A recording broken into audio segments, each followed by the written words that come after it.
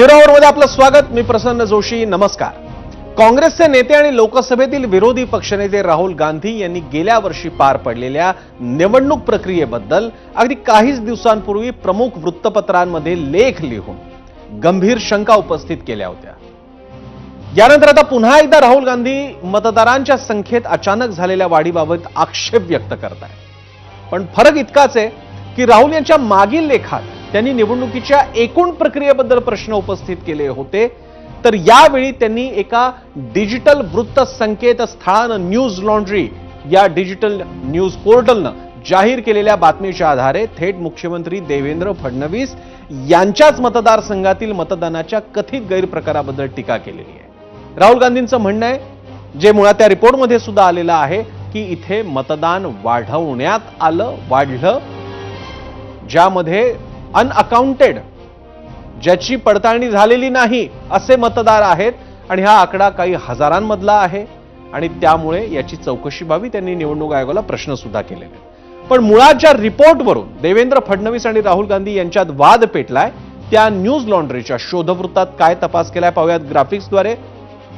पण त्याआधी तिथे जाण्यापूर्वी पाहूयात आजचा प्रश्न, ज्याबद्दल आम्ही लोकांना विचारणा केलेली आहे. नेहमीप्रमाणे त्यासाठी आपण जाणार आहोत पोल सेंटरला आजचा प्रश्न पाहण्यासाठी आणि तुमच्याकडनं अपेक्षित आहे त्यासाठीचं मत.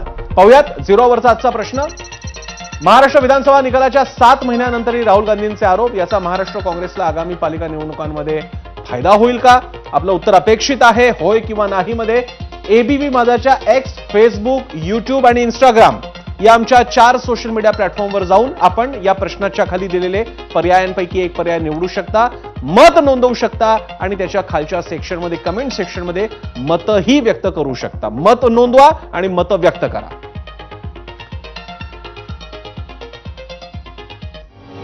आणि मगाशी ज्या आपण रिपोर्टचा उल्लेख केला न्यूज लॉन्ड्रीचा, त्या रिपोर्टमध्ये काय लिहिलेलं आहे, काय दावे मुळात न्यूज लॉन्ड्रीने केलेले ते पाहूयात आणि त्यानंतर पुढे जाऊयात. त्यासाठी जाऊयात मीडिया सेंटरला. कोणते दावे केलेले आहेत या पोर्टलनं आपल्या रिपोर्टमध्ये.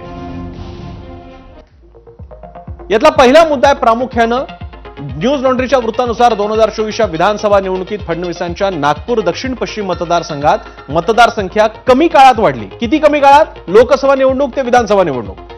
आणि या लोकसभा ते विधानसभा या फक्त 6 महिन्यात 29,219 मतं वाढली. आयोगानं सामान्य मानलेल्या 4% हे दुप्पट आहे. म्हणजे किती? 8.25%. आणि 4%हून जास्त मतदार वाढ आढळल्यास विविध प्रकारच्या पडताळण्या आणि तपास करण्याचे आयोगाचे अनिवार्य निर्देश आहेत. अनिवार्य निर्देश करावेच लागतात. प्रोसिजरचा पार्ट आहे, एसओपी आहेत. या मतदारसंघातील एकूण 378 बूथपैकी 263 बूथमध्ये मतदारसंख्येत 4%हून अधिक वाढ दिसली. 26 बूथवर 20% आणि 4 बूथवर तर 40%हून अधिक वाढ दिसली. म्हणजे काय झालं? त्या बूथच्या परिसरातील सोसायट्या, वस्ती, वाड्या जे काय असेल तिथे इतक्या प्रमाणात मतदार वाढले. या मतदारसंघातील या बूथची आपण माहिती घेतली. अशी वाढ असलेल्या बूथच्या मतदारांची पडताळणी करण्यासाठी निवडणूक नोंदणी अधिकारी, ज्याला ERO, इलेक्शन रजिस्ट्रेशन ऑफिसर, सहाय्यक AERO म्हणजे तो असिस्टंट असतो, बूथ अधिकारी BLO हे काम करत असतात. आणि त्यांच्यावर मुख्य निवडणूक व जिल्हा निवडणूक अधिकारी असतात. जिल्हाधिकारी हे डिफॅक्टो मुख्य निवडणूक अधिकारी असतात जिल्ह्याचे. या सगळ्यांनी त्यावर लक्ष ठेवायचं असतं. जर का तुमचे 4%पेक्षा मतदार वाढत असतील तर प्रत्यक्ष या AERO, REO या सगळ्यांनी तर पडताळणी करायची असतेच. ते 1% असतील, 2% असतील, एकूण सगळ्या याद्यांच्या प्रत्यक्ष जाऊन तपासणी करायची असते आणि त्याच्यावर जिल्हाधिकाऱ्यांनी सुद्धा प्रत्यक्ष जाऊन तपास करायचा असतो. असं एसओपी आहे.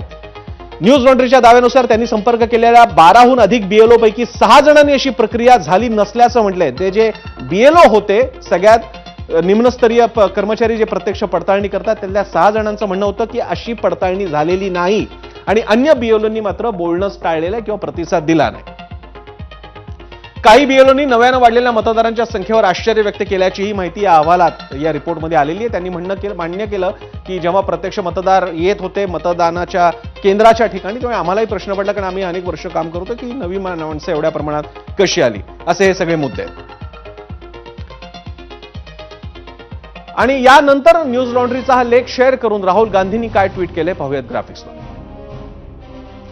महाराष्ट्राच्या मुख्यमंत्र्यांच्या स्वतःच्या मतदारसंघात अवघ्या 5 महिन्यात मतदार यादीत 8% मतदारांची भर पडली. काही मतदान केंद्रावर तब्बल 20 ते 50% मतदार वाढले.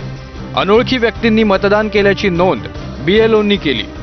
पत्ता व्हेरीफाय नसलेले हजारो मतदार आहेत हे माध्यमांनी उघडकीस आणलं. आणि निवडणूक आयोग काय करतोय?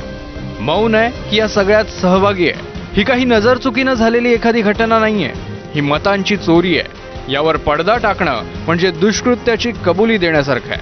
म्हणूनच आम्ही मशीन रिडेबल डिजिटल मतदार यादी आणि CCTV फुटेज तात्काळ सार्वजनिक करावं अशी मागणी करतोय. तर राहुल गांधींना उत्तर देताना मुख्यमंत्री देवेंद्र फडणवीसांनी काय पोस्ट केली, एक्स पोस्ट केली, तीही पाहूया. राहुल गांधींना फडणवीसांचं उत्तर. झूठ बोले कव्वा काटे, काले कव्वेचे डरियो. महाराष्ट्रातल्या मोठ्या पराभवामुळे तुमची वेदना दिवसेंदिवस वाढत चालली आहे. मात्र किती दिवस हवेत बाण चालवणार? महाराष्ट्रातल्या 25 पेक्षा अधिक मतदारसंघात लोकसभा आणि विधानसभा निवडणुकीदरम्यान मतदार 8% वाढले. पश्चिम नागपूरमध्ये 27,065 मतदार म्हणजे 7% मतदार वाढले. इथे काँग्रेसचे विकास ठाकरे जिंकले. उत्तर नागपुरात 29,348 म्हणजे 7% मतदार वाढले. तिथेही काँग्रेसचे नितीन राऊत जिंकले. पुण्यातल्या वडगाव शेरीमध्ये 10% मतदार म्हणजेच 50,911 मतदार वाढले. आणि शरद पवारांचे उमेदवार बापूसाहेब पठारे जिंकले. मालाड पश्चिम मतदारसंघात 38,625 मतदार वाढले. तिथेही 11% मतदारांची वाढ झाली. आणि काँग्रेसचे असलम शेख जिंकले. मुंब्रा मतदारसंघात 46,041 म्हणजेच 9% मतदार वाढले. आणि तिथे जितेंद्र आव्हाड जिंकले. माझ्या मतदारसंघाबाबत ट्विट करण्याआधी तुम्ही नितीन राऊत, विकास ठाकरे, असलम शेख यांच्याशी बोलला असता तर बरं झालं असतं. काँग्रेसमधल्या असमन्वयाचं एवढं वाईट प्रदर्शन तरी झालं नसतं. दरम्यान राहुल गांधी आणि देवेंद्र फडणवीस या आरोप प्रत्यारोपांच्या पार्श्वभूमीवर स्वतः निवडणूक आयोगानं काय स्पष्टीकरण दिलेलं आहे तेही पाहूया. मतदार याद्या सर्व मान्यताप्राप्त राजकीय पक्षांना दिल्या जातात.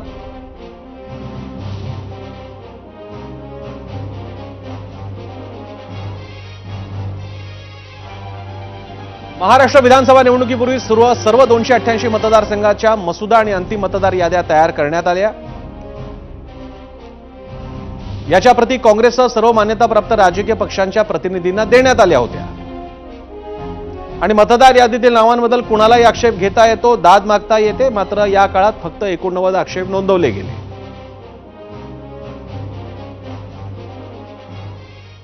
दरम्यान महाराष्ट्र विधानसभा निवडणूक प्रक्रियेवर वारंवार शंका उपस्थित करणाऱ्या राहुल गांधींना आता केंद्रीय निवडणूक आयोगानं भेटीसाठी बोलावलंय. त्या संदर्भात 12 जून 2025चं पत्र राहुल गांधींना ईमेल करण्यात आलंय. तसंच त्यांच्या अधिकृत पत्त्यावर देखील पाठवण्यात आलंय. इंडियन एक्सप्रेस वृत्तपत्रात प्रसिद्ध झालेल्या राहुल गांधींच्या लेखात महाराष्ट्र विधानसभा निवडणूक प्रक्रियेवर आक्षेप घेण्यात आले होते. त्या संदर्भात चर्चेसाठी केंद्रीय निवडणूक आयोगानं राहुल गांधींना भेटीसाठी बोलावलंय. आता राहुल गांधी केंद्रीय निवडणूक आयोगाची भेट घेणार का हे पाहणं महत्त्वाचं ठरेल. दरम्यान राहुल गांधींच्या आरोपानंतर काँग्रेस आणि भाजप नेत्यांमध्ये कसं वाकयुद्ध रंगलंय पाहूया. राहुल गांधीजी सातत्याने विधानसभेच्या निवडणुकीत झालेला गोंधळ आणि धांदली ही जनतेसमोर आणत आहे. भाजपचे प्रांताध्यक्ष यांच्या मतदारसंघात असलेला गोंधळ हा त्यांनी समोर आणला होता. तर यावेळेस थेट मुख्यमंत्र्यांच्या मतदारसंघात झालेला गोंधळ त्यांनी हा उघड केलेला आहे. हा वरकरणी जरी गोंधळ वाटत असला तरी अनियमितता आणि मतांची चोरी आहे. परत या प्रकारचे वक्तव्य करून ते परत पप्पू आहे हे स्वतःच ते सिद्ध करत आहे. आणि ते काही दिवसाकरता ठीक झाले होते, आता परत ते पप्पूसारखे वागत आहे. आणि मला असं वाटतं की या प्रकारचे वक्तव्य करण्यापेक्षा त्यांनी चॅलेंज स्वीकारलं पाहिजे. एक तर बावनकुळे साहेबांचं चॅलेंज स्वीकारलं पाहिजे किंवा मी त्यांना चॅलेंज देतो की त्यांनी दक्षिण पश्चिममध्ये येऊन स्वतः लढून दाखवावे. त्यांचं डिपॉझिट गोल झाल्याशिवाय राहणार नाही. आणि यानंतर आपल्या मान्यवरांकडे चर्चेला जाण्यापूर्वी आपण पाहणार आहोत आज तुमच्या आलेल्या प्रतिक्रिया. आणि त्या प्रतिक्रिया पाहिल्यानंतर जाणार आहोत आपल्या मान्यवरांकडे 0वरच्या चर्चेसाठी. जाऊयात मीडिया सेंटरला आजच्या प्रतिक्रिया जाणून घेण्यासाठी. आजचा प्रश्न बघूयात त्यासाठी आणि त्यानंतर प्रतिक्रिया. आजचा प्रश्न आहे आपला, महाराष्ट्र विधानसभा निकालाच्या 7 महिन्यानंतरही राहुल गांधींचे आरोप याचा महाराष्ट्र काँग्रेसला आगामी पालिका निवडणुकांमध्ये फायदा होईल का, होय किंवा नाही, हा आपला प्रश्न आहे. आणि आपल्या प्रतिक्रिया पाहूयात. युट्यूबवर आलेली प्रतिक्रिया अक्षय काळे यांची. लोकसभा आणि विधानसभा दोन्ही निकालांमधील तफावत आणि मतदार याद्यांचा झालेला घोळ बघता राहुल गांधींच्या मुद्द्यात तथ्य वाटते.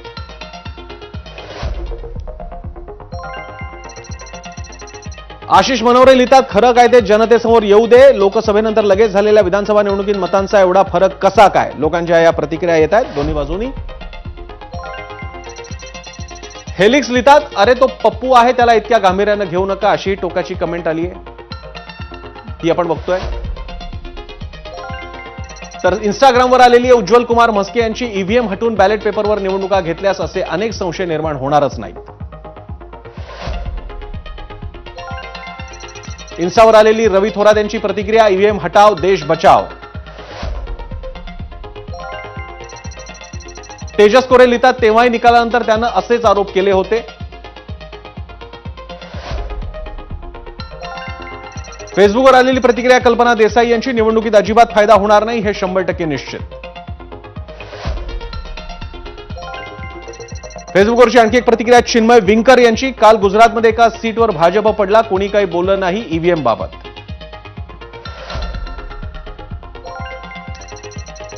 राजेंद्र पाटील लिहितात, निवडणूक झाल्यावर पुन्हा ईव्हीएमला दोष देणार, पाहत रहा.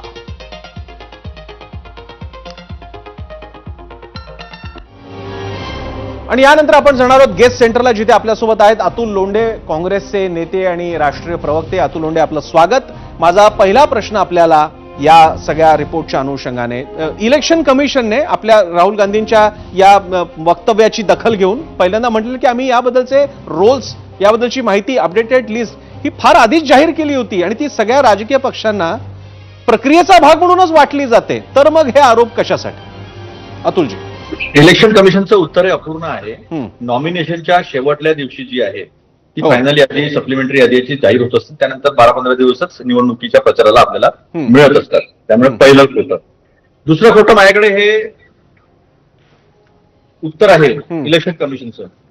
4 डिसेंबरला प्रफुल्ल गुडदे पाटील जे आमचे उमेदवार आहेत त्यांनी पत्र लिहिलं होतं इलेक्शन कमिशनला, म्हणजे इथल्या रिटर्निंग ऑफिसरला, की तुम्ही आम्हाला अशा अशा याद्या द्या, बीएलओनी कुठल्या कुठल्या व्हेरीफाय केलेल्या होत्या, त्याची ऑफलाईन यादी द्या म्हणून म्हटलं होतं. फॉर्म नंबर 17A, 17B अशी सर्व जी आहे ती मागितली होत्या याद्या. इलेक्शन कमिशनचं उत्तर मी तुम्हाला वाचून दाखवतो की ती गमतीशीर आहे. बघा, सदर कालावधीत प्राप्त झालेल्या अर्जावरील बीएलओ रिपोर्ट हे बीएलओ यांनी त्यांच्या बीएलओ ऍपवर ऑनलाईन पद्धतीने केली असल्याने त्याबाबतचा ऑफलाईन बीएलओ रिपोर्ट या कार्यालयाला उपलब्ध नाही, करिता बीएलओ रिपोर्ट पुरवणे शक्य नाही. आता मी तुम्हाला इलेक्शनचे जे हे आहेत, स्टेटेड पॉलिसी जी आहे ईसीआयची आणि आरपीआयची, त्याच्यामध्ये बघा तुम्ही डी सेक्शन आहे खाली, the booth level officer must submit his complete report giving full details of each of the field verification made by him, that is the date and the time of his visit to the household, whether the applicant, objector, the person objected to was physically present and other evidences collected. या गोष्टी ज्या आहे ह्या माझ्याकडे आहे. त्याच्यानंतर अजून एक मी तुम्हाला पुरावा देतो.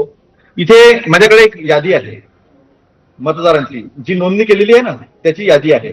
त्याच्यामध्ये 15-15, 20-20 मतदार जे आहे ते एका मोबाईलवरून रजिस्टर केले आहे. मोबाईलवर ना त्यांचे ऍड्रेसेस खोटे आहेत.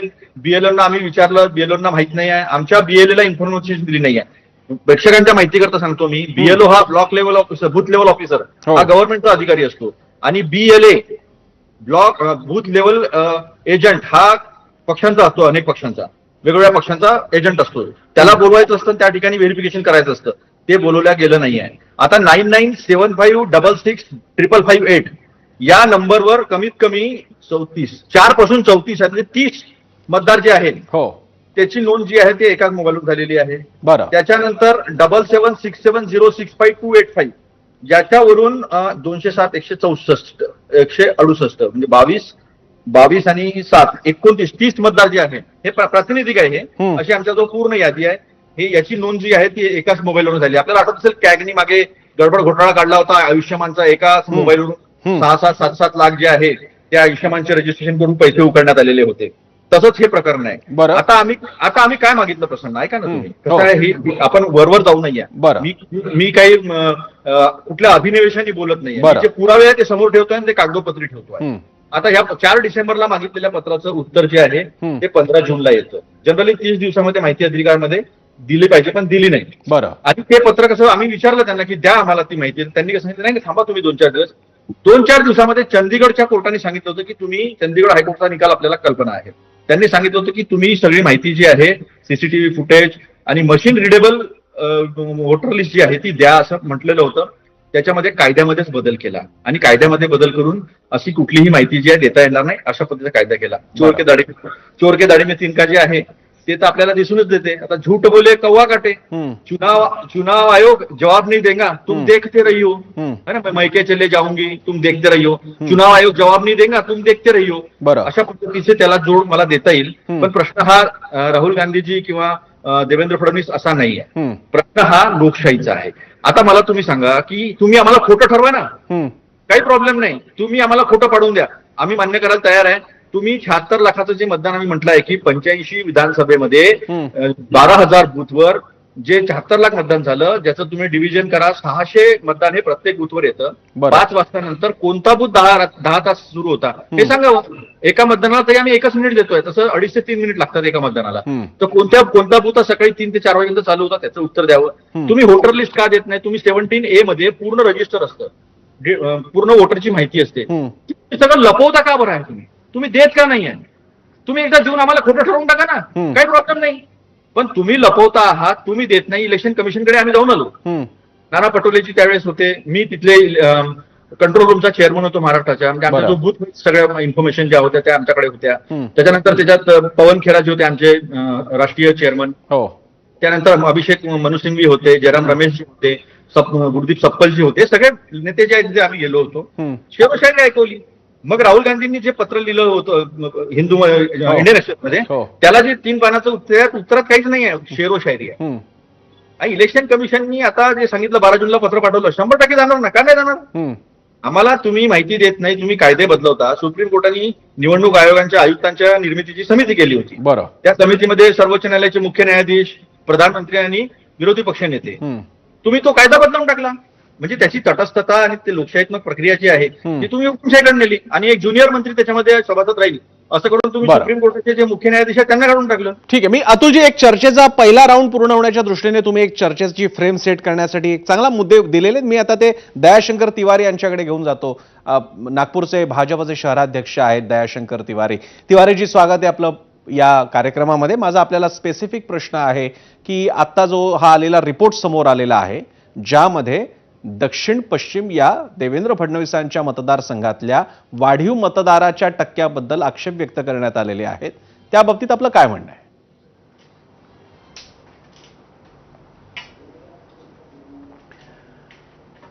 2019च्या विधानसभा चुनावमध्ये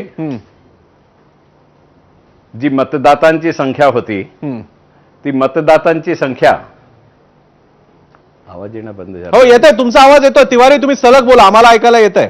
मी मध्ये फक्त डिस्टर्ब नाही करत आहे, तुम्ही बोला सलग.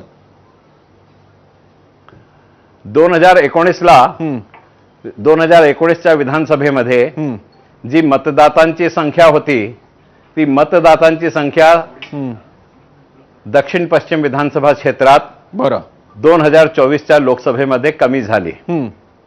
आणि 2024 मध्ये मतदातांची संख्या कमी होणार हा दर्शवते की त्या काळची काँग्रेसची जे सरकार होती त्याने मतदान यादीमध्ये हेरफेर करण्याचा प्रयत्न केला. त्या दृष्टीने नागपूर कलेक्टरेटमध्ये एक एजन्सी नेमली होती. त्या एजन्सीच्या माध्यमातून नागपूर लोकसभेमध्ये जवळपास 2.5 लाख लोकांचे नाव कापण्यात आले. आणि विशेषतः जिथे भाजपचा मतदान होता तिथले नाव कापण्यात आले. हे षडयंत्र तत्कालीन पालकमंत्री नितीनजी राऊत यांनी घडवून आणला. आणि जे मतदाता वाढले लोकसभेत ते फक्त त्यांच्या उत्तर नागपूर विधानसभा क्षेत्रात वाढले. यावरून लक्षात येते की मतदान यादीमध्ये घोड कोणी केली. त्यानंतर पण मग तिवारीजी, तुम्ही त्यावेळी आक्षेप व्यक्त केले होते, तुम्ही निवडणूक आयोगाकडे पत्र पाठवलं होतं, तुम्ही जाऊन भेट घेतली होती, म्हणून हे भाजपच्या तत्कालीन अध्यक्षांनी आरोप केले होते, तुम्ही फॉलोअप घेतला होता निवडणूक आयोगाकडे? भारतीय जनता पक्षाचे जे नेते आहे, हे जे 2.5 लाख नाव गायब झाले, तो हे कोणत्यामुळे 2.5 लाख नाव गायब झाले याबद्दल तक्रार भारतीय जनता पक्षाने केली होती. आणि ही तक्रार करण्यामागचं कारण असा होता की म्हातारे लोक बूथवर येऊन ज्यांनी वर्षानुवर्षापासून मतदान केलेलं आहे ते परत जात होते. म्हणून त्याची दाद घेऊन भारतीय जनता पक्षाला त्यांना न्याय मिळवून देण्यासाठी मतदान आयोगाकडे जाणं अति आवश्यक होता. म्हणून आम्ही ते मतदारांची बाजू मांडण्यासाठी मतदान आयोगापर्यंत गेलो होतो. पण हे आकडे जे सांगत आहे, बरं, मी जर आकडेवारीचा आपल्याला सांगेल तो आकडे अगदी स्पष्ट आहे की दक्षिण पश्चिम विधानसभा क्षेत्रात 2019च्या विधानसभामध्ये 3,84,094 मतदाता होते, पण लोकसभेमध्ये हो. 3,76,000 झाले. बरं, म्हणजे मतदाता कमी झाले. एकीकडे लोकसंख्या वाढत आहे, दक्षिण पश्चिम विधानसभा क्षेत्र शहराचा आउटर भाग मध्ये आहे, बरं. तिथे नवीन म्हणजे- वस्ती निर्माण होत आहे. म्हणजे तिवारी तुम्ही आणि काँग्रेस एकाच पेजवर आहात. निवडणूक आयोगाबद्दल दोघांनाही तक्रारी आहेत असा तुमचा दावा आहे का? तुमच्या दोघांचा दावा आहे की निवडणूक आयोगाकडे चुका होत आहेत. मग तर फारच छान, मग तर रिवाइज करावा लागेल. निवडणूक आयोगाबद्दल दोघांनी पुढाकार घ्यायला हवा या बाबतीत. निवडणूक आयोगने जे जुने नाव कापण्यात आले त्याचं कारण बाब कलेक्टरला विचारला, नागपूर शहराचे जे इलेक्शनचे प्रमुख होते त्यांना विचारला, आणि नंतर जे वगळलेले नाव होते ते जोडण्यात आले, आणि वगळलेले नाव जोडण्यात आले ते नवीन 6 नंबरचा फॉर्म भरून जोडण्यात आले. बरं, म्हणजे ही जी संख्या कमी करण्यात आली होती अच्छा. ती इक्वल झाली. त्यानंतर नवीन काही नाव जोडण्यात आले. या दृष्टीने तो पर्सेंटेज दिसत आहे, ठीक आहे. आणि तो पर्सेंटेज फक्त दक्षिण पश्चिम विधानसभा क्षेत्रात नाही आहे. बरं. आपण उत्तर नागपुरातही बघा, आपण पश्चिम नागपुरातही बघा. अतुलजी हे काय चाललंय? अतुलजी हे आता वेगळाच झाला. अतुलजी आता भाजप आणि काँग्रेस एकाच पेजवर आहेत. भाजप पण म्हणते आमच्या तक्रारी आहेत इलेक्शन कमिशन बद्दल. आता तर तिवारी आणि तुम्ही तर दोघेही नागपूरचे आहात. आता तर तिवारी लोंढेंनी सुरू केलं पाहिजे कॅम्पेन इलेक्शन कमिशन विरोधात. ऐका ना, आता दयाभैयांनी जे सांगितलं ते कसं चुकीचं आहे मी तुम्हाला सांगतो. हे उत्तर याच्यामध्ये भेटलेलं आहे माहितीच्या अधिकारात, आणि हे सरकारने दिलेलं उत्तर आहे. ज्यांनी फॉर्म नंबर 6 आणि 7 सांगितलं ना ते त्यांनी चुकीचं सांगितलं. कदाचित दयाभैयाकडे चुकीची माहिती दिली असेल, पण भाजप त्याच्यामध्ये एक्सपर्ट आहे. क्वेश्चन नंबर 2, नव्याने नोंदणी करण्यात आलेल्या सर्व मतदारांचे बीएलओ रिपोर्ट, आणि मी हे याच्यावर टाकलेलं आहे प्रसन्न ट्विटरवर, ते काढून घ्या तुम्ही. बरं, सदर कालावधीत प्राप्त झालेल्या अर्जावरील बीएलओ रिपोर्ट हे बीएलओ यांनी त्यांच्या बीएलओ ऍपवर ऑनलाईन पद्धतीने स्वयं शो केलाय. 52 नागपूर दक्षिण पश्चिम विधानसभा मतदारसंघात लोकसभा निवडणुकीत 2024च्या अंतिम मतदार यादीपासून विधानसभा निवडणूक 2024च्या अंतिम मतदार यादीपर्यंत फॉर्म नंबर 7 च्या ऑनलाईन प्रणालीनुसार व ऑफलाईन प्रणालीनुसार 3,411 मतदारांची नावे वगळण्यात आलेली आहे. हे तर हजारो सांगून नेले, हे तर 8 लाख सांगून नेले. हे तर गडकरीने आरोप केला. आम्ही सांगतो ना 1.25 लाख मतदार जे आहे ते लोकसभेत गायब झाले. आणि कुठले गायब झाले? मुस्लिम वस्त्यातले, दलित वस्त्यातले, ज्यांनी अनेक वर्षानुवर्ष ज्या बूथवर मतदान केलं त्यांचे नावं डिलीटेड त्याही याद्या आमच्याकडे आहे. अशा पद्धतीनं वृत्तपत्रांमध्ये बातम्या आल्या होत्या की किती लोक मतदान केंद्रावरून परत गेले. ज्यांनी लोकसभेत मतदान केलं होतं त्यांचं विधानसभेमध्ये गायब झालेलं आहे. आणि मी हे सगळं जे आहे प्रसन्ना हे ट्विटरवर टाकलेलं आहे. ठीक आहे, मी ते बघतो. पण याच्यामुळे एक प्रॉब्लेम असा होतोय की आता दोन्ही पक्ष म्हणते, म्हणजे भाजप म्हणते आम्ही स्वतः आम्हीच विक्टीम आहोत, काँग्रेस काय म्हणते आम्हीच विक्टीम आहोत. हा मुद्दा घेऊन मी जाईन परत अतुल लोंढे आणि दोघांकडे. त्यापूर्वी मला आणखी एक गेस्ट आहेत, विकास वैद्य, वरिष्ठ पत्रकार आहेत, द हितवाद आहे एक प्रसिद्ध जुनं आणि प्रतिष्ठित असं दैनिक समूह आहे विदर्भातला आणि सेंट्रल मध्य भारतातला. मी विकास वैद्य यांच्याकडे जातो. विकास वैद्यजी आपलंही स्वागत. माझा आपल्याला प्रश्न आहे, न्यूज लॉन्ड्रीच्या रिपोर्टमध्ये काही प्रमुख मुद्दे उपस्थित केलेले ते फक्त लिस्ट पुरता नाही आहेत. त्यांनी म्हटलेले की बूथमध्ये 4% एकदम सर्ज दिसत असेल मतदारांच्या मधला संख्येमधला, तर त्या बाबतीत चेकिंग करण्याच्या काही प्रोसिजर्स आहेत ज्या मुख्य डिफॅक्टो निवडणूक मुख्याधिकारी म्हणजे जिल्हाधिकारी इथपासून ते प्रत्यक्ष बूथ लेवल ऑफिसर बीएलओ पर्यंत या गोष्टी चेक केल्या जातात. आणि ज्या बीएलओशी न्यूज लॉन्ड्रीचे पत्रकार बोलले ते म्हणतात की 6 जण बोलली अधिकृतरित्या, आणि ते म्हणतात की आम्हाला नाही वाटत ह्या अशा प्रकारे पडताळणी झालेली आहे, आणि बाकीच्यांनी कमेंट करायला रिफ्यूज केला. माझा आपल्याला प्रश्न आहे, मग या वाढलेल्या आकड्याचं काय करायचं? नाही, मुळात आपण पॉलिटिकल जो भाग आहे तो सोडून देऊ. बरं, पण त्यातला एक भाग आपण लक्षात घेतला पाहिजे की जी मतांची टक्केवारी, जी वोटर्सची टक्केवारी जी वाढली आहे त्याच्यामागे एक महत्वाचं कारण जे आहे ते राजकीय असेल, पण जो लाडकी बहीण योजनेवाला जो भाग आहे, जर आपण एक नजर टाकली, मी तुमच्या प्रश्नाकडे येतोच, पण आपण एक नजर टाकली नागपूरच्या कॉन्स्टिट्युएन्सीमध्ये, तर आपल्याला सर्वात जास्त वुमेन वोटर्स वाढलेल्या दिसतात आहे. म्हणजे मी तुम्हाला एक 2-3 आकडेवारी फक्त वाचून दाखवतो, वानगी दाखल. आता जसं कामठीमध्ये जे पुरुषांची मतांची टक्केवारी ही म्हणजे लोकसभेच्या तुलनेमध्ये विधानसभेच्या निवडणुकांमध्ये 36नी वाढली आहे आणि महिलांची टक्केवारी 6.16नी वाढलेली आहे. फडणवीसांचा जो मतदारसंघ आहे साऊथ वेस्ट, तिथे ती पुरुषांची टक्केवारी ही 3.52नी वाढली आहे आणि महिलांची टक्केवारी 5.96नी वाढलेली आहे. आता नॉर्थ मध्ये आपण घेतलं नितीन राऊत यांच्या मतदारसंघामध्ये पुरुषांची टक्केवारी 5.88नी वाढलेली आहे आणि महिलांची टक्केवारी ही 8.79नी. आणि ही महिलांची टक्केवारी सर्वात जास्त आहे नागपूरमध्ये. हा, तर तशीच पश्चिम मध्ये देखील 3.52 ही पुरुषांची टक्केवारी आणि 5.96 ही महिलांची टक्केवारी. तर एक लाडकी बहीण योजना, आणि मुळात काय झालं की लोकसभेमध्ये ज्या पद्धतीचा पराभव भाजपचा झाला त्याच्यानंतर भाजपने विधानसभा निवडणुकांमध्ये अत्यंत अग्रेसिव्ह लोकांना वोटिंगसाठी उद्युक्त केलं. त्याच्यासाठी अधिकाराची नोंदणी करणं आणि प्रशासनाला देखील तसे आदेश गेले होते. त्याच्यानुसार जास्तीत जास्त वोटर्सचं रजिस्ट्रेशन त्यांचा भर राहिला. आता त्या याच्यामध्ये हा एक भाग असू शकतो की आता असं तर राहू शकत नाही की बा तुम्ही जाऊन जे काही वोटर्स येतील ते वोटर्स भाजपचेच असतील किंवा भाजपच्या लोकांनी नेलं असं आपल्याला म्हणणं हे धाडसाचं ठरेल, असं आपण म्हणू नाही शकत. ठीक आहे. याच्यामध्ये मला वैद्यजी तुमच्या बोलण्यातला जो सार एक्सर्प्ट जो दिसतोय, ती समरी मला किंवा पॉइंट्स असे दिसत आहेत की प्रामुख्यानं लोकसभेतून धडा घेऊन भाजपने अग्रेशन केलं. त्या दरम्यान लाडकी बहिणीचा तर मुद्दा समोर आलाच होता, तो सरकार म्हणूनच त्यांनी सुरू केलं होतं. 2 हप्ते पण गेले होते, याचा इम्पॅक्ट बघायला मिळाला. हा हायपोथेसिस आपण एक विरोधकांकडूनच त्याची साक्ष घेऊयात. अतुल लोंढेजी, याबद्दल काय की अग्रेशन करण्यात आलं आणि निवडणूक आयोग अधिकाधिक रजिस्ट्रेशनसाठी तर कॅम्पेनच राबवत असतं, त्यामुळे हा सर्च का नसेल झाला? नाही, असं आहे की मी कोणतंही राजकीय स्टेटमेंट टाकलेलं नाही. मी नेहमी पुराव्यानिशी बोलतो. प्रसन्न, तुला माहिती आहे मी आजही पुराव्यानिशी बोललो. एकाच मोबाईलवरून कसे 30-40 रजिस्ट्रेशन केले याचं उत्तर विकासजींनी दिलं नाही. ठीक आहे, हरकत नाही. आता 5 कामठीचं उदाहरण घेऊ आपण. कामठीचे उदाहरण राहुलजींनी दिलं होतं. कामठीमध्ये आम्हाला लोकसभेमध्ये मतदान भेटलं होतं 1,39,000 आणि बीजेपीला भेटलं होतं 1,19,000.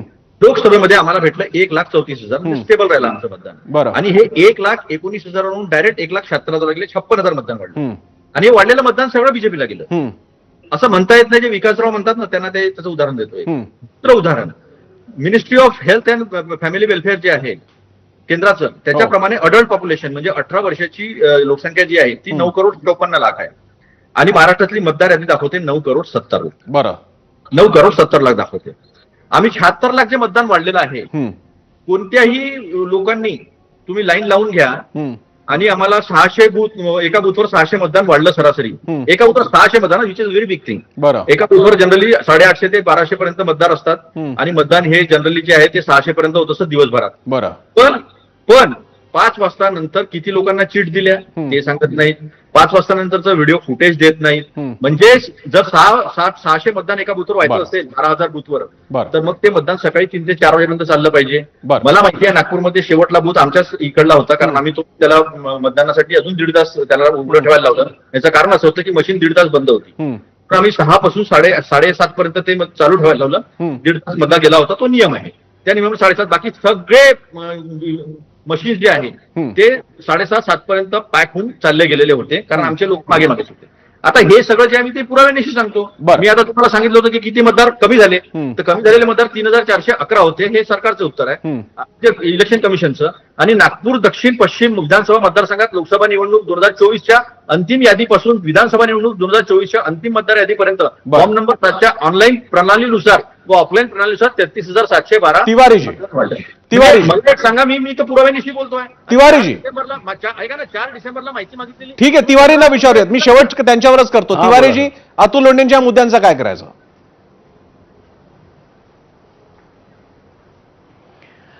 अतुल लोंढे काँग्रेसचे प्रवक्ते आहे.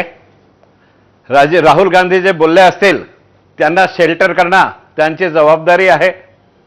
आणि माझं सरळ म्हणणं आहे की मी स्पष्टपणे मुद्दा मांडला की काँग्रेस आणि उद्धव ठाकरे यांची सभा महाराष्ट्रात सत्ता असताना त्यांनी विविध कलेक्टरेटमध्ये एजन्सी नेमली होती. नागपूरच्या कलेक्टरेटमध्ये वाशिमची एजन्सी नेमली होती. जे ऑनलाईन फॉर्म भरले गेले ते मतदार यादीत आले. ऑफलाईन भरले गेलेले फॉर्म अनेक त्यांनी उधळून टाकले, फेकून टाकले. यादीमध्ये नाव समाविष्ट नाही झाला. जेव्हा ते नाव फॉर्म भरल्यानंतरही समोर आले नाही, म्हणून 2.5 लाख नाव कसे काय कमी होत आहे हा लक्षात आल्यानंतर आम्ही इलेक्शन कमिशनरकडे त्याची शिकायत केली आणि विधानसभामध्ये आमच्याकडे जुनी यादी होती. जे नाव आम्ही फॉर्म भरल्यानंतरही मतदार यादीमध्ये नाही आले होते ते नाव आम्ही त्याच्यात टाकले. लोंढे साहेबांनी ज्याप्रमाणे म्हटलं की 18 वर्षाचे मतदान, त्या आकडेप्रमाणे नवीन 18 वर्षाचे मतदान त्याच्यात ऍड झाले. दक्षिण पश्चिम विधानसभा क्षेत्र हा शहराचा आउटर विधानसभा क्षेत्र आहे. एअरपोर्टला लागून आहे. तिथे मनीष नगर पासून तो पूर्ण बेलतरोडी पर्यंत नवीन वस्ती वसाहत बसलेली आहे. तिथे बरेचसे बाहेरचे वस्तीचे लोक येऊन तिथे विसावा करत आहे. हे सर्व ट्रान्सपोर्ट मतदाता सुद्धा तिथे आहे. हे सर्व मिळून ही मतदातांची संख्या वाढली आहे. आणि ती संख्या जर आपण पाहिली तर उत्तर नागपूरला ज्या प्रमाणात संख्या वाढली आहे त्या प्रमाणात कमी संख्या दक्षिण पश्चिम मध्ये वाढलेली आहे. म्हणून हे लक्षात घेतला पाहिजे की नागपूर शहरात प्रत्येक विधानसभा क्षेत्रात ठीक आहे. मला अजूनही म्हणजे अतुल लोंढे आणि तिवारींचा असेल तो वाद तो एक पॉलिटिकल येत राहील, पण मला अजूनही जो एक टेक्निकल मुद्दा मी विचारला होता की निवडणूक आयोगाच्या एसओपी नुसार, बूथ नुसार आणि एकूण मतदारसंघात 4% जास्त जर का मतदार नोंदणी वाढली असेल तर त्या बाबतीतलं पडताळणी ही थेट डिस्ट्रिक्ट कलेक्टर पासून, जो पदसिद्ध निवडणूक मुख्याधिकारी असतो तिथपासून ते बीएलओ पर्यंत व्हायला पाहिजे होतं. ते मला अजून कळतच नाही की त्याबद्दल कोणी बोलत का नाही. अतुल लोंढेजी, मी तुमची थोडक्यात समिंग अपची एक कमेंट घेणार आहे. काय म्हणणं आहे आपलं? जर अशा पद्धतीने प्रशासनाने, म्हणजे निवडणूक आयोगाकडे स्वतःचा स्टाफ नसतो, प्रशासनच निवडणुकीच्या कामासाठी कन्वर्ट केला जातो. हे दिस इज क्राईम आणि पिनलाइज पनिशमेंट त्याच्यामध्ये आहे. ते होऊ शकली नाही आहे. दया भैया त्यांना माहिती नाही, पण आपल्या दोघांना तर माहिती आहे ना. 2000 पासून मनीष नगर, बेलतरवडी, बेसा हा सगळा भाग जो आहे तो विकसित झालेला आहे. बेसा कामठीमध्ये गेलेला आहे. मनीष नगर पासूनचा जो भाग आहे तो दक्षिण पश्चिम मध्ये जरी आला असला तरी तो 2001 पासून लोक गेले. यातले कुठले गेलेले आहेत तर मध्य नागपूर मधले असतील किंवा मग काटोलच्या साईडचे लोक असतील, ते सगळे मनीष नगरकडे गेले. आणि उमरेडच्या साईडचे, भंडाराच्या साईडचे जे आले ते उत्तर नागपूर. ठीक आहे, मी एक अगदी थोडक्यात प्रतिक्रिया, कार्यक्रमचा हा पाठ संपवण्यावर मला शक्तीपीठच्या विषयावर पण जायचंय. नागपूरवरनं मला जरा कोल्हापूरला खाली यायचंय. नागपूरवरनं मी आता कोल्हापूरकडे येण्यापूर्वी एक फक्त प्रतिक्रिया वैद्य सरांकडे शेवटचं मी विचारेन. वैद्य सर, मी आता लिस्ट बद्दल नाही म्हणत आहे, मी विचारतोय डिस्क्रिपन्सी. एक पत्रकार म्हणून न्यूज लॉन्ड्रीने जी पत्रकारिता केलेली आहे त्यातल्या ज्या डिस्क्रिपन्सी गॅप्स ते दाखवतायत त्या तुम्हाला एक पत्रकार म्हणून मान्य म्हणजे पटतात का? ती स्टोरी होऊ शकते का? स्टोरी होऊ शकते, ती स्टोरी होऊ शकते. पण फक्त याच्यामधला एक भाग आहे जे टेक्निकॅलिटीज जे आहे त्याच्यामधल्या, म्हणजे 4% नंतर जर वोट्स इन्क्रीज होत आहेत तर त्याच्यामध्ये बीएलओ किंवा एईआरओ यांनी जे चेकिंग करायला पाहिजे त्याचं रिचेकिंग करायला पाहिजे. पण डिस्ट्रिक्ट ऍडमिनिस्ट्रेशनचं म्हणणं असं आहे की ते आम्ही केलेलं आहे. आता प्रश्न कसा आहे की हा त्यांनी केलेला आहे ते म्हणतात आणि विरोधी पक्ष नेते म्हणतात की त्यांनी ते नीट केलेलं नाहीये. आता हा मुद्दा थोडासा वादातीत असा आहे की जसा संविधानाचा मुद्दा आहे. समजा मी एकच मिनिट सांगतो की संविधान हे भाजप 400 सीट मिळाल्यानंतर ते संविधान बदलणार आणि भाजप की आम्ही नाही बदलणार. आता याच्यामधलं खरं कोण, हा जो भाग डिस्ट्रिक्ट सीईसीनी देखील जे आहे इलेक्शन कमिशननी म्हटलं की आम्ही सगळी पूर्ण पडताळणी केली आणि पूर्ण ट्रान्सपरन्सीनी आम्ही हे केले.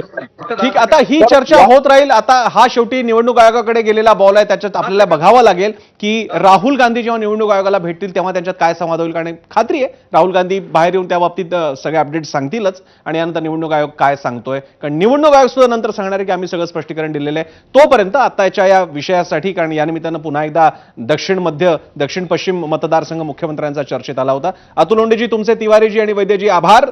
आपण आता नागपूरवरनं थेट न झालेल्या शक्तीपीठ मार्गावरनं येऊया कोल्हापूरकडे आणि त्यासाठी गेस्ट सेंटरला आपल्यासोबत आलेले आहेत सतेज पाटील कोल्हापूरचे. त्यांचं सुद्धा स्वागत करूया. आणि यानंतर आपण आता पुढचा विषय घेणार आहोत. 0 अवरच्या चर्चेचा दुसरा मुद्दा आहे तो शक्तीपीठ महामार्ग भूसंपादनाला मिळालेल्या मंत्रिमंडळाच्या मान्यतेचा. आपल्यासोबत त्यासाठी सतेज पाटील. सतेज पाटीलजी, तुमचं स्वागत. आम्ही नागपूरला होतो, शक्तीपीठ मार्ग जो झाला नाही तिथून आम्ही गाडी पकडली आणि थेट तुमच्याकडे कोल्हापूरला आलेलो आहे. पण तुमच्याकडे येण्यापूर्वी फक्त याच्यातले काही मुद्दे समजून घेणार आहोत आपण. शक्तीपीठ महामार्ग भूसंपादनाला मिळालेल्या मंत्रिमंडळाच्या मान्यतेची आज बातमी आपण सगळ्यांनी पाहिली. कोल्हापूरच्या शेतकऱ्यांनी विरोध केल्यानंतर विधानसभा निवडणुकीच्या आधी भूसंपादन थांबवलं होतं. मात्र आज पुन्हा एकदा भूसंपादन मंत्रिमंडळाला या भूसंपादनाला या बैठकीमध्ये मान्यता देण्यात आलेली आहे आणि त्यानंतर आता पुन्हा एकदा विरोध सुरू झालेला आहे. तुम्ही आता जो मॅप बघताय तो शक्तीपीठ महामार्गाचा प्रस्तावित आराखडा आहे आणि असा हा शक्तीपीठ महामार्ग होणार आहे.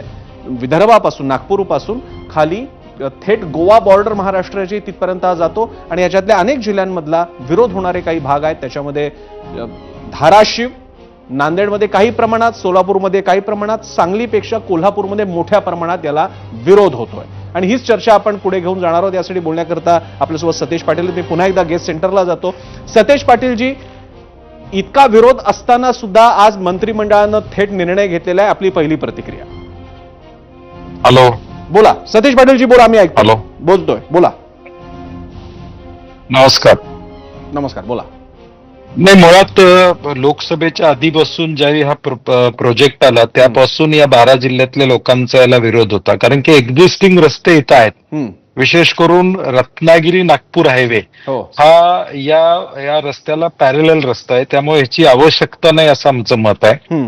मुळात विकासाला कुठलाही विरोध शेतकऱ्यांचा नाही आहे, परंतु जो गरज नसलेला विकास कशासाठी करताय हा प्रश्न आहे. बरं. आणि 86,000 कोटी रुपये खर्च करून नेमका याचा फायदा कुणाला होणार आहे? म्हणजे आज ज्या पद्धतीनं गोव्याला पोचण्यासाठी हा रस्ता कशासाठी पाहिजे हा एक महत्वाचा विषय त्या ठिकाणी आहे. 26,000च्या वर शेतकऱ्यांना याचा फटका डायरेक्ट त्या ठिकाणी बसणार आहे आणि म्हणून हा विकासाचा प्रोजेक्ट नाही, हा कॉन्ट्रॅक्टर धार्जिन प्रोजेक्ट आहे असं आमचं पहिल्यापासून म्हणणं आहे. बरं. लोकसभा निवडणुकीमध्ये ज्यावेळी सगळ्या मतदारसंघात फटका बसला त्यावेळी विधानसभेच्या आधी तत्कालीन मुख्यमंत्री एकनाथजी शिंदे साहेबांनी जाहीरपणे सांगितलं, पब्लिकला विचारलं, शक्तीपीठ पाहिजे का नको? नको, नको, रद्द केला. हे जाहीर सांगितलं. मग आज त्या पदावर असताना तुम्ही जी भूमिका घेतली त्या भूमिकेला हे सरकार बांधील नाही का? म्हणजे त्यावेळी अधिसूचना कोल्हापूरपुरती तुम्ही रद्द केली. आमची त्यावेळी मागणी होती ही 12 जिल्ह्याचा विषय सगळीकडची रद्द करा, परंतु कदाचित कोल्हापूरचा राजकीय दबाव जास्त असेल त्यावेळच्या महायुतीतल्या लोकांचा, त्यामुळे कदाचित ती फक्त कोल्हापूरपुरती रद्द केली. म्हणून आता देखील आमची ठाम भूमिका आहे. आम्ही विकासाच्या विरुद्ध नाही आहोत, शेतकरी विकासाच्या विरुद्ध नाही आहे. शेतकऱ्यांना आजपर्यंत धरणासाठी जागा दिलेली आहे, रस्त्यासाठी जागा दिलेली आहे, त्यामुळे गरज नसलेला रस्ता नको अशी आमची भूमिका आहे. सतेज पाटीलजी, तुम्ही राज आपल्यासोबत केशव उपाध्ये, भाजपचे मुख्य प्रवक्ते, माध्यम संयोजन प्रमुख आहेत आपल्यासोबत. केशवजी, 2 प्रमुख मुद्दे घेऊन मी आपल्याकडे येतो. एक, जसं आता वंटी पाटलांनी सांगितलं की मुळात आपणच मान्य केलं होतं, आपण म्हणजे पक्षानं, सत्ताधाऱ्यांनी, की विरोध आहे का? विरोध आहे तर आपण कॅन्सल केलेला आहे. आता तुम्ही तो परत एकतर आणताय. 2 प्रमुख मुद्दे असे की या रस्त्याच्या, या मार्गासाठीचे समांतर रस्ता उपलब्ध असताना आणि ह्याची किंमत आता 86,000 कोटी असताना, जेवढी महाराष्ट्राची स्वतःची आर्थिक कपॅसिटी आता नसताना, आणि हा रस्ता केंद्राकडे वर्ग करता येणं शक्य असताना, या 3 कारणांसाठी आपण एवढा अट्टहास का करताय? नमस्कार. सगळ्यात पहिल्यांदा 3 वेगवेगळे प्रश्न तुम्ही मला उपस्थित केले, त्यामुळे 3 वेगळ्या प्रश्नांची उत्तर मला पहिल्यांदा द्यावी लागतील. सगळ्यात पहिल्यांदा लक्षात घेतलं पाहिजे की मी छोटं उदाहरण, आमच्या इथे मित्र सतेज पाटील बसलेत आणि त्यांनी मगाशी मुद्दा मांडला की ती गरज काय वगैरे वगैरे. मी काय 25-30 वर्ष त्यांना मागे घेऊन जाऊ इच्छितो. मागे ज्यावेळी मुंबई पुणे एक्सप्रेस हायवे चं काम सुरू झालं होतं आणि त्यावेळेस असाच प्रचंड विरोध काही जणांकडून झाला, पण मुंबई पुणे एक्सप्रेस हायवे झाल्यानंतर मुंबई ते कोल्हापूर इतक्या ज्या पद्धतीने इंडस्ट्री वाढली, विकासाची अनेक गोष्टी झाल्या, कोल्हापूरसाठी मुंबई जवळ झालं, एक प्रचंड मोठा बदल आज सतीश पाटील मान्य करतील की त्या मुंबई पुणे एक्सप्रेस हायवेने झाला. एक विकासाचं एक नवं परिमाण त्या निमित्ताने उघडलं गेलं. हे सगळ्यात पहिला मुद्दा, एक उदाहरण फक्त मी दिलं. दुसरं असं की समृद्धी, मग मुंबई नागपूरच्या रस्ते नव्हते का? ह्याच्यापूर्वी पण मुंबई नागपूर रस्ता होताच की, मग हा समृद्धी कशासाठी बांधला? त्यामुळे अमुक एक रस्ता आहे म्हणून नवीन रस्ता बांधायचाच नाही. अशा प्रकारची विरोधी भूमिका घेणं मला असं वाटतं की ती योग्य होणार नाही. मुळामध्ये मुंबई आणि नागपूरच्या वेळेस काही ठिकाणी शेतकऱ्यांनी त्याला विरोध केला सुरुवातीच्या काळामध्ये, पण ज्यावेळी लक्षात यायला लागलं की शेतकऱ्यांना त्या संदर्भातल्या म्हणजे एकतर विकास हा सगळ्यात महत्त्वाचा मुद्दा होता, त्यामुळे नागपूरवरनं मुंबईत सहज येता आलं. शेतकऱ्यांच्या मालापासून अनेक गोष्टी मुंबईत सहज लवकर यायला लागल्या. या सगळ्याचा उपयोग शेतकऱ्यांचा झाला, शेवटी शेतकऱ्याच्या मालाला पण होतोय त्याचा उपयोग. आणि आपण पाहतो की नागपूर मुंबई जवळ आहे हे त्यातलं बघतोय आपण. आणि सुरुवातीला विरोध झाल्यानंतर शेतकऱ्यांनी, ज्या शेतकऱ्यांमध्ये गैरसमज मोठ्या प्रमाणात निर्माण केले गेले होते, ते शेतकरी नंतर अक्षरशः त्यांनी स्वतःहून जमिनी दिल्या, किंबहुना आमच्या भागातनं तो रस्ता अलाईन केला पाहिजे अशा प्रकारचं विनंती पण त्या काळामध्ये होत होत्या. हा पण शेवटी रस्ता ठरलेला, त्यामुळे अलाईन करण्याचा प्रश्न नव्हता. दुसरं त्यातलं असं की ज्या आत्ता वादाचा विषय सध्या सुरू आहे, ज्या 12 जिल्ह्यातनं हा रस्ता जाणार आहे, त्या 12 जिल्ह्यातल्या काही जिल्ह्यांमध्ये ह्याला विरोध होतोय. हे तितकं त्यातल्यात मोठा विरोध कोल्हापूर जिल्ह्यात नव्हतोय. निवडणुकीच्या पूर्वी सुद्धा हे स्पष्ट सांगण्यात आलं होतं की या संदर्भामध्ये शेतकऱ्यांशी संवाद साधू, शेतकऱ्यांचे जे प्रश्न असतील, शेतकऱ्यांचे जे महत्वाचे मुद्दे असतील त्याच्यावरती चर्चा करू आणि त्याच्यानंतर अंतिम स्वरूप देऊ. त्यामुळे आज ही मुळात रस्ता नको हे म्हणणंच मुळात चुकीचं. म्हणजे रस्ते शेवटी असं आहे की कुठल्याही देशाचं रस्ते किती उत्तम आहेत ह्याच्यावर देशाचा विकास ठरत असतो.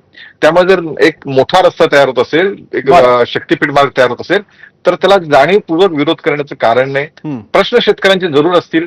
आता त्या सगळ्या ह्याच्यातलं एक मोजणी संदर्भातलं सध्या फक्त संयुक्त मोजणी वगैरे सध्याचं काम सुरू आहे आणि ते जवळपास 100 गावांमध्ये ऑलरेडी झालंय. आता 5 ठिकाणी ते राहिलेलं आहे. मी केशवजी तुमच्याकडे आणखी एकदा येतो, कारण आपल्यासोबत 3 आहेत. राजू शेट्टी पण सहभागी झालेले आहेत. मी पहिला राऊंड घेतो, नंतर दुसऱ्या राऊंडला पुन्हा तुम्ही उरलेला मुद्दा पूर्ण करू शकता. त्यातला आपण एक मुद्दा मांडला होता, तो मुंबई पुण्याचा जो 90च्या दशकात झाला होता तो, पण त्यासाठीची प्रॉक्झिमिटी तशी होती म्हणून तो रस्ता झाला आणि तो पश्चिम महाराष्ट्राला जोडणारा होता. पण नागपूर कोल्हापुरी कधी मागणीच तयार झाली नव्हती, त्यासाठीची काही किमान बोलकी चर्चा सुद्धा कधी ऐकायला आली नव्हती. तुम्ही त्याबद्दल नंतर सांगाल. मी राजू शेट्टींकडे जातोय. राजू शेट्टीजी, कोल्हापूरमध्ये थेट विरोध असताना सुद्धा आज हा झालेला आहे. तुम्ही आज सरळ म्हणालेला आहात की गोफण घेऊन आता शेतकऱ्यांनी तयार राहावं ड्रोन पाडायला. इतकी टोकाची भाषा का? त्याचं कारण हा रस्ता हा कुणीही मागणी केलेला नसताना, ना भाविकांनी मागणी केली, ना शेतकऱ्यांनी मागणी केली, ना मराठवाड्यानं मागणी केली, कुणीही मागणी केलेली नसताना हा रस्ता लादला जातोय. आणि ह्या रस्त्याचा हा जो अवास्तव खर्च आहे, त्या खर्चाच्या माध्यमातून किमान 50,000 कोटी रुपये काढायचे आहेत आणि त्यासाठी महाराष्ट्राच्या जनतेवर हा रस्ता लादण्याचा प्रयत्न होतोय. कोल्हापूर आणि सांगलीला या रस्त्यामुळे, कारण हा रस्ता 5 नद्यांना क्रॉस करतोय दक्षिणोत्तर, आणि त्यामुळं या रस्त्याला असणारा जो भराव आहे त्या भरावामुळे महापुराचा धोका निर्माण होतोय आणि त्यामुळं याला आमचा विरोध आहे. आज आता मी ऐकलं की भूसंपादनामध्ये शेतकऱ्यांना भरपूर पैसे मिळणार आहेत. हे साफ खोटा आहे. त्यांच्यामध्ये हिंमत असेल तर कुठल्या गट नंबरला किती क्षेत्राला किती पैसे मिळणार आहेत हे त्यांनी जाहीर करावं. समृद्धी महामार्गाला पैसे शेतकऱ्यांना जास्त मिळाल्यानंतर सरकारच्या पोटामध्ये दुखायला लागलं. त्यांनी अमेंडमेंट केली 2022 साली आणि त्याच्यानंतर समृद्धीच्या तुलनेनं शक्तीपीठाला केवळ 40 ते 45% एवढीच रक्कम भूसंपादनापोटी शेतकऱ्याला मिळणार आहे. आणि सगळ्यात महत्वाचा मुद्दा म्हणजे सध्या कोल्हापूर ते नागपूर हा जो राष्ट्रीय महामार्ग आहे तो नुकताच राष्ट्रीय महामार्ग प्राधिकरणानं बांधून पूर्ण केलेला आहे आणि तो पूर्ण केला असताना तो मार्ग आता एकूण आपल्या क्षमतेच्या केवळ 30%.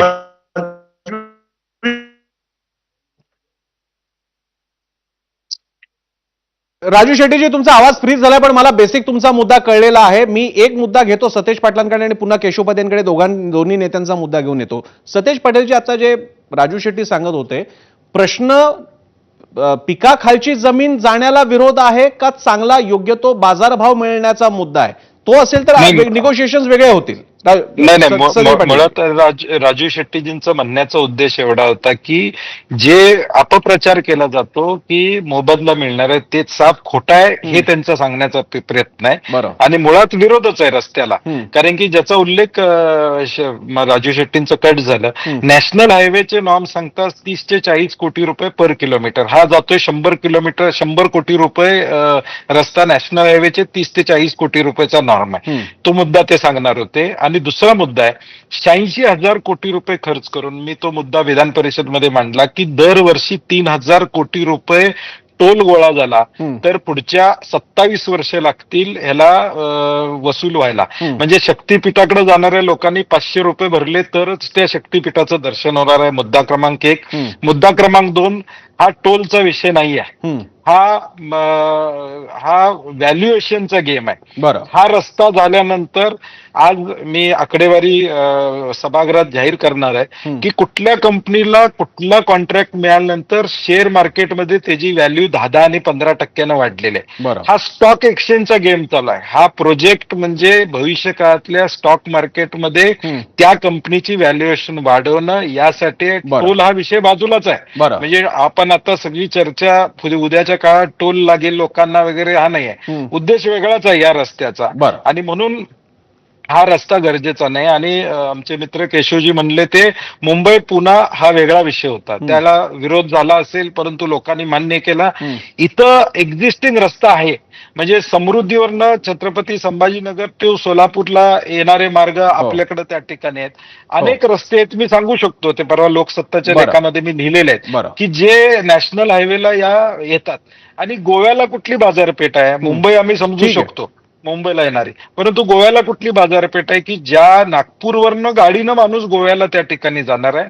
आमचा संशय आहे की गडचिरोलीमध्ये जी खाण या ठिकाणी उत्खनन व्हायला लागलेलं आहे त्या उत्खननाचा मार्ग पोर्टपर्यंत सोपा करायचा आहे का सरकारला? बरं, मी ठीक आहे, मी तो मुद्दा फक्त पोर्टचा घेत नाही, कारण मग त्याचं उत्तर स्वाभाविकरित्या मग समृद्धी जास्त सोपं राहील मग नाशिक मार्गे मुंबईला येण्यासाठी, पण मी त्याच्यात जात नाहीये. मी केशवपादेंना हा एक मात्र मुद्दा विचारतो जो सतेज पाटील विचारतायत की काही कंपन्यांचं व्हॅल्युएशन वाढवून घेणं आणि या मधल्या काळामध्ये 50,000 कोटी हा एक सारखा शब्द येतोय. 35,000 कोटीचा मार्ग 50,000 कोटीपर्यंत जातोय. हे 50,000 कोटी कुणाकडे जाणार? आणि मुख्य मुद्दा मी केशवजी मगाशी विचारलं होतं, आता आपल्याला लाडकी बहीणला देण्यासाठी 2100 रुपये दिले जात नाहीयेत आणि इतर ठिकाणचे वर्ग करावे लागतात. अशा वेळी पुन्हा एवढं मोठा खर्च कशासाठी? सगळ्यात पहिल्यांदा मला मागणी नाही तरी रस्ता कशाला, अशा प्रकारचं आता राजू शेट्टी मला वाटतं ते म्हणाले कुणी मागणी केली नसताना. मग असं आहे की मी अनेक उदाहरणं देतो. अगदी पहिल्यांदा ज्यावेळी मुंबई ठाणे लोकल सुरू झाली ती पण कुणी मागणी केली नव्हती. आजही मुंबईमध्ये ज्यावेळी अनेक ठिकाणी पहिल्यांदा मेट्रोच्या वेळी सुरुवातीला सुद्धा हे आपण घोषणा केली, त्याच्यानंतर विषय सुरू झाले. आज बाकी सर्व शहरात मागणी होती मेट्रोची. त्यामुळे अनेक किंबहुना मुंबई पुणे एक्सप्रेस हायवे मागणी कधी होती? मुंबई कोल्हापूर तेव्हाही होतात. शेवटी आपल्या राज्याचा पुढच्या भविष्याचा वेध घेऊन भविष्यातल्या प्रगतीचे लक्ष घेऊन त्यानुसार राज्याची आखणी करायची असते, रस्त्याची आखणी करायची असते. त्यामुळे मागणीच नाहीये म्हणून रस्ता करायचा नाही, अशा प्रकारचं विषय करणं योग्य नाही. हे फारच सामान्य स्तरावरचं, पण ठीक आहे, मला काही आक्षेप म्हणायचा नाही. नंबर 1. नंबर 2, भूसंपादन काय आहे ना, समृद्धीला नंतर पैसे दिलेच गेले नाहीत.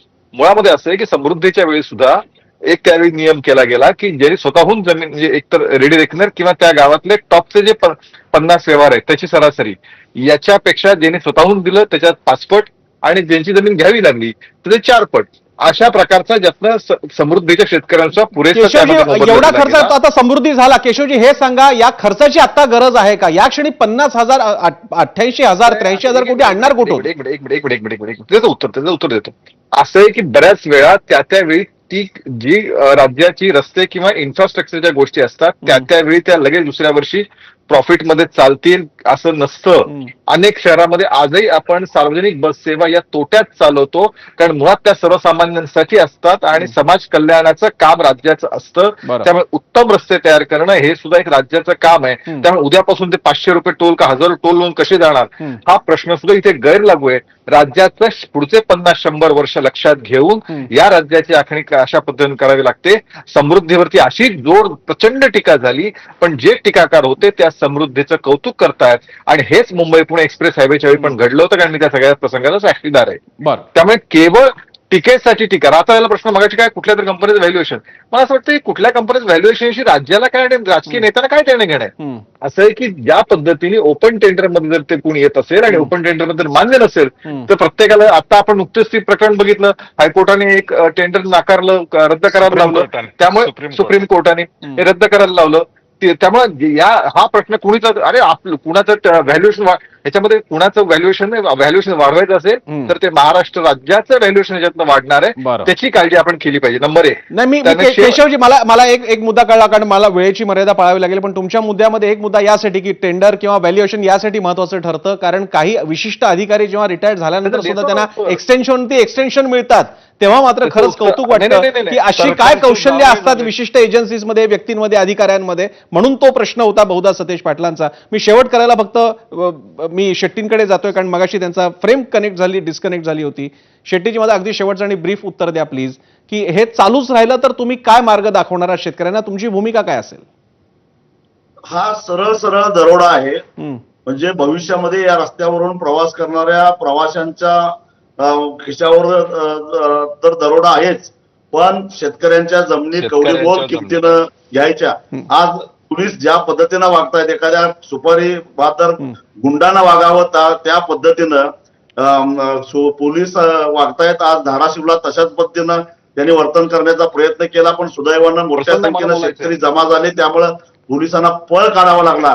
जर मी देवेंद्र फडणवीसांना या माध्यमातून इशारा देतो, तुम्हाला जर का शेतकऱ्याशी पंगाच घ्यायचा असेल, कारण एका बाजूला कवडीमोल किमतीनं शेतकऱ्यांच्या जमिनी घ्यायच्या आणि खाजगीकरणाच्या माध्यमातून आम्हा पैसा त्यातून कमवायचा, राजकीय नेत्यांनी 50,000 कोटी रुपयाचा भ्रष्टाचार करायचा आणि बळी मात्र शेतकऱ्यांचा द्यायचा. एक लक्षात घ्या, विकासाला आमचा विरोध नाही आहे, पण शेतकऱ्यांची थडगी बांधून जर का तुम्ही विकास करणार असाल तर हे महाराष्ट्रातल्या दरोडेखोरांच्या टोळक्याला आम्ही पळवून हे आता हे एक आव्हान असणार आहे राज्य सरकार समोर, की आता ते या विरोधाला कशा प्रकारे शांत करतायत. खास करून विसरायला नको, स्थानिक स्वराज्य संस्थांच्या निवडणुका आता तोंडावर आहेत आणि विधानसभा अधिवेशन पावसाळी तर आता तोंडावरच आलेलं आहे. त्यावेळी चर्चा आणखी मोठी होईल अशी अपेक्षा आहे.